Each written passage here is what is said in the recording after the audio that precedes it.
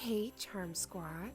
In today's video, I'm going to be showing you how to use pressed pigments to give an airbrush effect. All you need is sticker and velvet matte top coat, and you will be surprised the amazing effect you can create. So first, I am using One Way Ticket that is from the 2022 Advent Calendar from Madam Glam. It is a caramel nude and perfect for the vibes today because we are doing gingerbread realness. I basically want it to look like cookie cutouts in the gingerbread and holiday icing. So first I'm getting a reusable silicone eyeshadow application brush, and I am just going to take that applicator and dip that into the Harmony palette from Madam Glam. And this allows you to get like a deeper saturation. And then I'm going in with an eyeshadow brush to ombre and fade it out so we can truly get the airbrush effect. Now you can use any sticker for this. You gently secure the area, the edges, and then put any pigment of your choice. And then just go back in and gently take your stickers off. And there you go.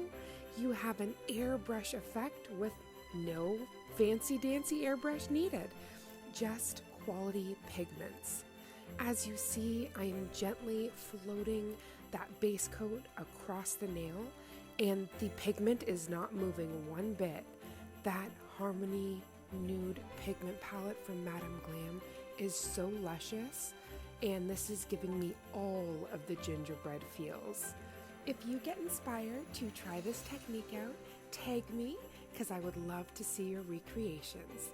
Now let's get into the delicious holiday icing. For the icing, I am using Madam Glam's white gel paint, which is so pigmented and so easy to use to create those holiday icing drips. And then I'll be going in with the perfect red and perfect green for fancy dancy holiday sprinkles. This design is so delectable and sweet, and it's the perfect holiday treat using Madam Glam goodies. Happy holidays!